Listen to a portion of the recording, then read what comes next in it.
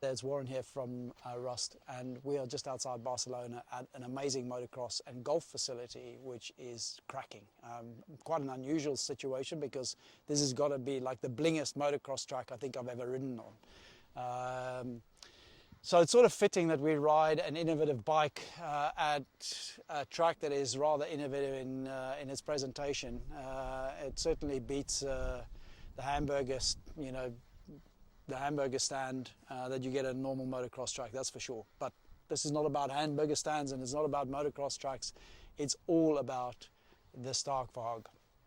So I'm going to jump into initial impressions immediately. So just to give a little bit of a benchmark, I'm in my mid-50s, I'm a vet rider, and I ride both enduro and motocross, as you guys, as our readers and fans will know. So what did I think of the bike?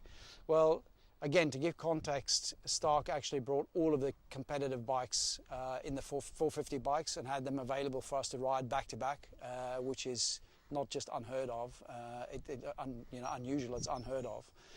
And that really gave a fantastic benchmarking and an immediate capacity to experience not only the different gas bikes, but also the gas bikes versus this Varg.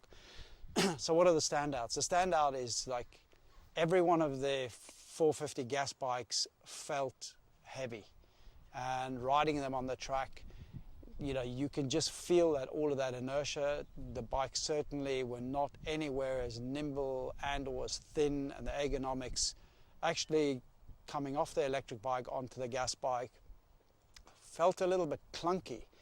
Now, sorry, KTM, Gas, Pusky, all the rest of you guys, like I love gas bikes, so don't get me wrong, this is not slagging off any gas bike here. I'm just telling you an honest opinion that I have as a rider, riding 40 years, and I love two-stroke bikes, so don't call me gay, please. The bottom line is this bike is, from the pictures you've seen or the pictures that I saw before I arrived here, like it looks slim. But you really can't see how slim the bike is and like just how ergonomically well this bike has been put together and designed until you see it in the flesh and actually sit on the bike. So these are the things that were immediately noticeable, how thin it was. We got out of the van and looked at the bike and was like, damn dude, this is super slim. The second thing to that is the ground clearance.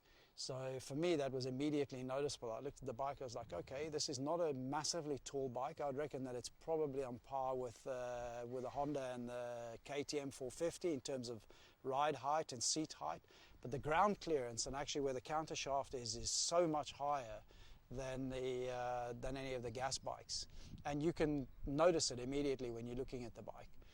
The other thing that really stood out to me was the finishes on the motorcycle. So there's not been, most motor manufacturers are manufacturing with certain componentry that is not best in class, because costs are costs. You've got to keep the cost down, got to try to keep profitability up. So that is just a product of what we live with in the modern world. So quite unusual to see the componentry on a motorcycle like that really is clearly not being cost driven.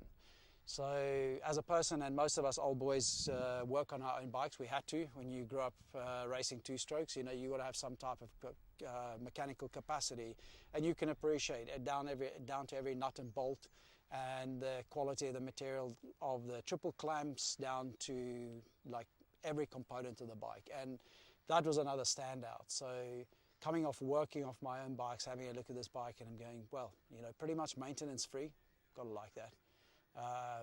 Gotta like all the componentry and the bits and bobs that go onto the bike, and things like the foot pegs, for example. The foot pegs is like, everybody understands bloody hands changing foot pegs. I don't think I've ever changed foot pegs without actually damaging my hands. Some of you may have, good luck to you, I haven't. But the bottom line is like the design of this is a bolt with a spring through this, so it's like literally you can change this thing so easily.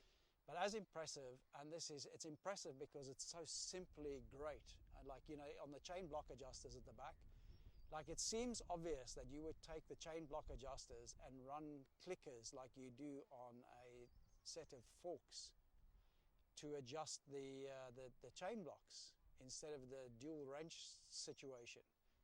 But had anybody come up with that innovation so far? No. And when you look at it, you go, fucking hell, that is super, super clever. And why do I mention that? Chain block. What's that got to do with an electric bike? It goes down to speaking to the attention to detail that has been put into the development of this bike. It is immediately noticeable that these guys and the claims that they're making are well substantiated in terms of the delivery and the first impression of the motorcycle. So, before we ever rode the bike, I wanted to like it because I understand the fact that, the motocross tracks are closing. Gas bikes are, in terms of their time versus the general population, is going to be really limited. So I wanted something to come out in the marketplace that was going to give our sport a fresh lease of life. And I think that, supporting a company like this that is making great strides into making that available and making that a possibility, that's something, a responsibility that perhaps we should all adopt, and rather than being naysayers, actually really try and get behind and supporting these guys to further their development.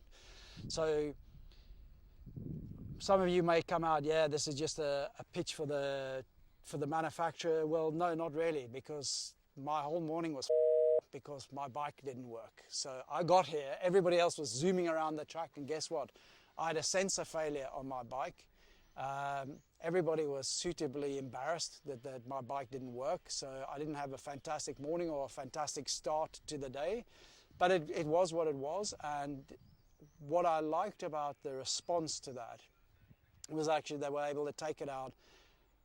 Sebastian Tortelli took the bike out there, came back, we kept the bike on, the engineers took it out the back of this, they had a look, they were able to analyze what the problem was. And you know what, after a few interviews and some running through some of the technical and economic realities of the company and some of their visions, which of course we'll share with you both in video and on the website in our stories, by the time we got back from lunch, the bike was, pristine again. They'd managed to repair the bike. Seb took it out, did a lap or two just to make sure everything was okay. I had a cracking afternoon. So this is not just a plug of rah-rah for the company. We had some issues, and we had some teething issues this morning.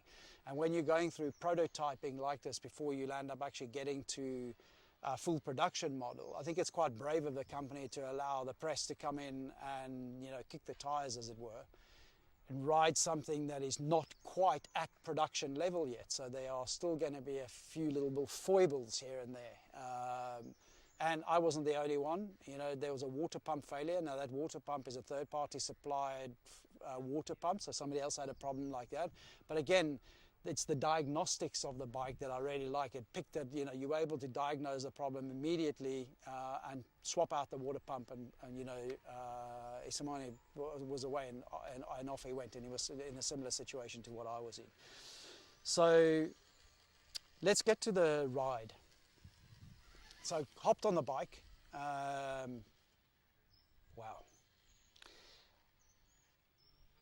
This is a difficult thing to say, but I like. This is not an easy track. This is probably an intermediate and expert track. Some big jumps out here. It's very tight. It was quite slick, and quite a few little whoopy sections going on here. So to hop on an electric bike that you haven't ridden before, I was a little nervous, to be fair. But I got to tell you, I got halfway around the track, and yeah, I made a few mistakes. As I said to you, I was searching for downshifts in corner that I didn't need to, but that was the first thing. The second thing is that the power response, and we were riding the 60 horsepower bikes, the instant response to the throttle was on occasion a bit scary. Like, people are scared of 450 power. Don't worry about this. When you wind the throttle on this baby, it's immediate, and the torque is just unbelievable, frankly. So, there were two bottom corners on the track out of there that had big step ups out of there, not a big run up, and you can't sort of coast this into the corner and just on the pivot roll it, like get on the gas out of there. It's just like, it's too much. The bike wants to fishtail, it wants to step out on you. So did one or two laps like this, really couldn't clear all the jumps on the track the first 2 or 3 laps, came in, asked Paul just to describe the problem that we're having. And of course the UI, you would normally be able to do this via a user interface and adjust the torque settings, adjust throttle responses, adjust the output power through the user interface. But because this is still halfway between prototype and production, we weren't able to use that interface just off the smartphone. But Paul made an adjustment from his phone connected wirelessly and actually lowered the torque setting on the bike for me. Went back out onto the track, and suffice to say that I ended up over jumping some of the jumps that I wasn't able to clear before. The traction was just amazing, and it's dry and slick, as I said. So just the fact that you can change the dynamics and the performance criteria or characteristics of this bike on the fly so quickly was, again, that was also impressive. But all of that to one side, what's it like to ride? And I was a bit bummed actually when I was told I had to bring the bike back in there. So I was just starting to get a flow on the bike and actually starting to get used to the power delivery and the way that the bike feels in the air. It's like the balance on the bike is probably 45, 55. But it's just like the bike response in the air is really, really good. I didn't find the KYB suspension, what's not to like. And frankly, stock on the bike, I'd be very happy with a stock KYB suspension that they have. They do have options on the website for you to upgrade your suspension, but frankly, I think that's people with bigger wallets than they require, unless you, of course, are a pro and you're wanting to go to an A-kit set of suspension. I normally ride with A-kit suspension, so to hop on this bike and find the stock suspension was just great for me. You know, it's as I said, I overjumped some of the bigger tabletops out of here, and the suspension just worked fantastically. But the corner speed on this motorcycle, there's no question in my mind that I would be faster on this Varg than any 450 or any 250 that I've ridden in the last 10 years. Like, it put me on a track on this electric bike, and it's not because it jumps better, it's not because it's more powerful. It simply is so flickable and so light and nimble. The traction that you get through corners, over braking bumps and everything, like this, I'll give you an example. Like, you run when we were all riding the gas bike 450s, because of the inertia, you like pushing out into mid corner. It was very hard in this track to find the pivot point or the apex of the corner really at the apex of the turn on the inside. The bikes just kept on feeling like they wanted to push to the outside. Man, it doesn't really matter. You can rail the outside like a two-stroke. You can ride the inside out of there. It's like immediate traction. And once you put the front wheel into a rut, and there were a couple of deep ruts here, you put the front wheel into the rut, and it just, you know, I have to say, when the torque was at its highest peak, I found it difficult to keep the front wheel in the rut. Turned the torque down a little bit, and the traction just rolled on so nicely, but I could just stay in the rut. And you know, that's a difficult technique for most motocross riders to do, is to actually ride ruts well, but this just made it like really, really easy. So, you know, in the end, would I buy one? And I think that's the eternal question. So when I came back here, as I said, I was a little bit bummed that we didn't have more time to ride the bike. I want to go back there and just tell them, like, listen, ship a bike to my house, please, so I can carry on riding this for the next couple of months, because I'd love to give you a little bit more of an in-depth, you know, critique on the bike. But unfortunately, you know, that's not possible at this point. But would I buy one? Damn right I'd buy one. And in fact, I think I'm going to buy one. Just, you know, it's so fun to ride. And the fact that you can go out and just have so much fun. Like, at my age, like, I'm going out there and I'm doing 20-minute, 25-minute motors, 30-minute motors, and then I need a bit of recovery time. So for a guy like myself, it's absolutely perfect. I think if you're going to be riding on an enduro setting, they claim 6 hours. And, you know, I think for slow enduro riding, maybe in the UK, for example, 6 hours may be doable. You know, what we did have is on the display, you could actually see the faster you go, there's a direct correlation to the battery usage. So the last ride we did out there were I think I went out on status of the battery was 91%, and I think I did like 6 laps or so, 5 or 6 laps or whatever the case is. But when I came back in, the battery was at, 74, 75%. So there wasn't a huge drain, and that's on the gas on a motocross track. So I think if you're going to be going out riding enduro, and it's not on the gas Baja style, in 6-gear pin equivalent, you're going to be able to ride this bike, certainly for a hare and hounds. Now, again, I've gone through interviews with Paul, their Chief Technical Officer, and spoken to Anton and Ben, and there's a lot more information that is going to be available on the website. So I'm going to call it quits here and just go, look, if you are interested in this motorcycle, I'll give you the technical information. I had a chat to them about the economics and the way that they are looking at distributing the bike, their dealer networks, the resale values, batteries, performance over the longer period of time, how long the battery cycles last, etc., etc., etc. Suffice to say that, most of the comments that I've had back from you before we arrived here was, this company came out of nowhere, they made huge claims, is the bike as good as they claim it is? Well, from my experience of riding the bike, certainly it is as fun, if not more fun, riding the bike than I thought it was going to be. And it is the best handling motocross bike I've ever ridden in the corners, like hands down. Like there just is no comparison to any gas bike that I've ridden that can corner like this bike. And on that note, go to our YouTube channel and click like and subscribe. You'll be notified when we're posting any more information up around the bike, and or go to our website at rosssports.com. Cheers. Thanks for watching. I would ask you, it's a tough question, but it's in one word. How would you describe this motorbike?